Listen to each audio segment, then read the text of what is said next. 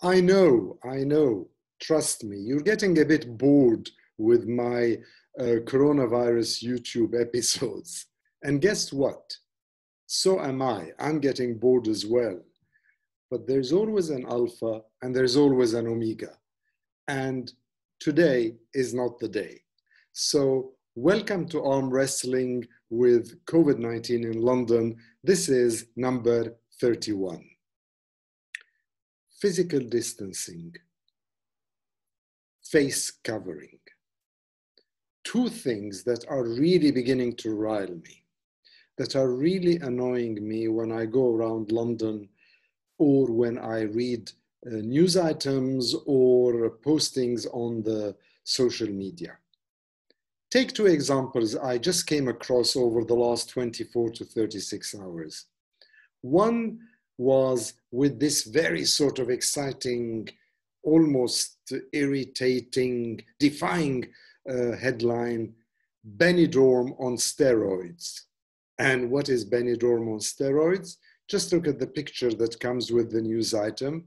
It's a beach in Cornwall, packed, literally packed with bodies next to each other.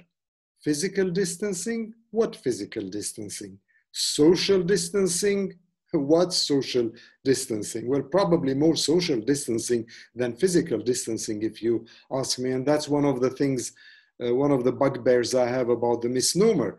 But never mind. So Benidorm on steroids, and you think, how does this match with all the fear about a spike, an uptake, a resurgence, taking the necessary measures to ward off more cases of COVID-19 and more deaths? Wow. And then, having just managed to absorb somewhat this story, then I come face to face with another story. A young man, in a KLM Royal Dutch Airlines flight going to Ibiza from London, gets into a brawl in the plane with other passengers, and I suppose also with the stewards in the plane, because he simply refuses to wear a mask or a face covering, although the pilot reminds them that they should do so. What? A plane full of people. Why should I not put a face covering or a mask? If that is the rule, if that is what it takes for me to go from London to Ibiza. So my question is, where is our sense of responsibility? Our sense of responsibility not only for ourselves, but also for the other. And where is our common sense? And these two stories were somewhat highlighted or put en relief for me when I went to church yesterday. The priest said that as of the 8th of August, next Saturday, it is the new rule that houses of worship, which includes churches, anybody going in there should don a face mask. But that out of courtesy for other people, those worshippers who are in the church should put their masks on. And if you don't have a mask, there are masks next to the sanitizer at the entrance to the church. Also, we were reminded that there is a limited number of people who can go into a church because of physical distancing. There are so many chairs, so many pews. If you start separating people from each other or couples and families from each other, there is a certain number of people and no more that you can admit into the church. So what happened in church yesterday? Of course, there were people who were not wearing their masks. And there were far, far more people, more numbers than will have been advisable or acceptable or even allowable. And the man who was standing at the door, supposedly to make sure that there is a list and that he can check the names to see that you've already alerted the church that you're coming for the worship service. The man who was there, all he was interested in doing is pointing that gun-like thermometer to see whether you're running a fever or not. And if you're not, just come in. Mask or no mask, numbers or no numbers. Come on.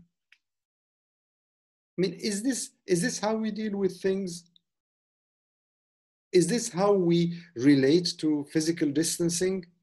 Is this how we relate to face coverings?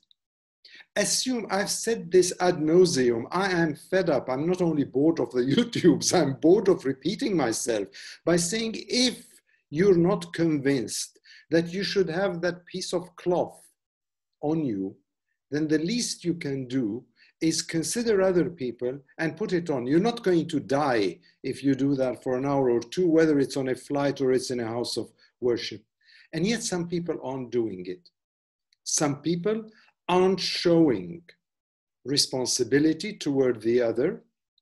Some people aren't thinking of the other people in a public space, be that in a beach, be that in a house of worship, be that in a cinema or wherever.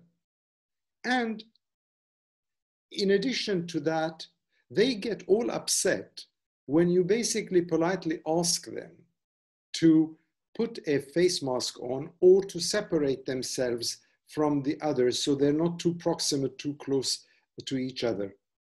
And the people who are supposed to supervise these procedures are themselves not helping because they're probably worried. They don't want to get into a scuffle, into a fight with somebody who doesn't want to do what they're being asked to do.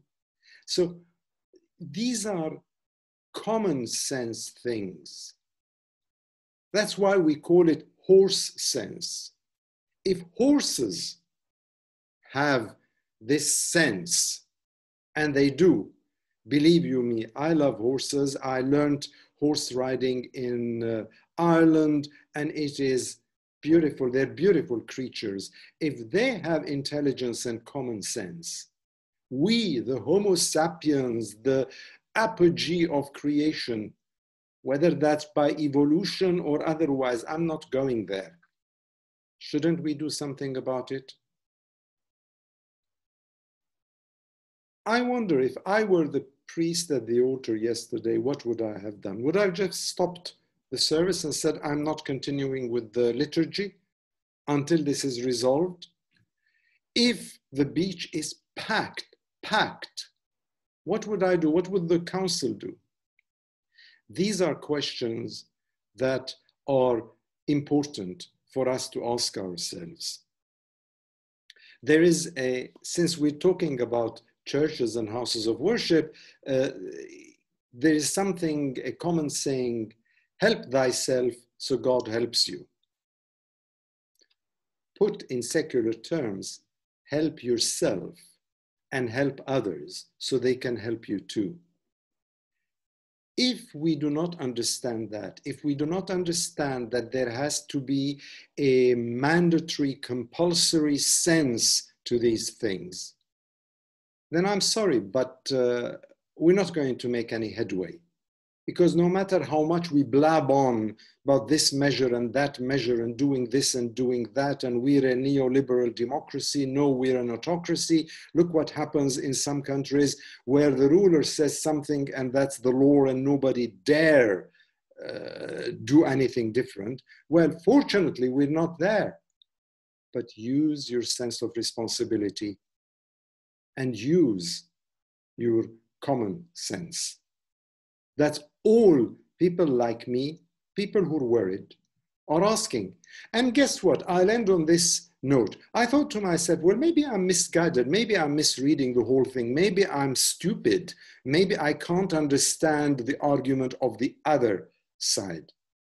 I mean, as a lawyer, I've always been subject to one argument and one counter argument. But maybe I'm not seeing the counter argument. Maybe I'm blinded or blinkered to it. So what I did today is I ran it by a friend of mine who also happens to be one of the best immigration solicitors I've known in this country for many, many years. And he told me, Harry, I can't understand it either. And he said, I don't know, should I smile or should I sob and cry? He didn't use those words. I'm paraphrasing his reaction. He thinks like that, and I think like that. And there are many, many people who think like us. So what's the solution? How do we resolve it? How do we untie this Gordian knot? How do we make this happen? What does the government do? I'm not interested in ministers coming and blabbering on about this, that, and the other, getting some things right and some things wrong, talking about the economy, and the lockdown was against the economy. Yes, it was. And probably we started late, but then we went in with a sledgehammer, and now we realize that it was too big an instrument. So now we're sort of rowing back, but how are we rowing back? Lives versus livelihoods. The equation is the same. It's as boring as all my 31 YouTube episodes to date. So please think about it, think of others, and just because you're younger or just because you think differently does not mean you have to dismiss, let me put it, horse sense and responsibility. Take care and all the best.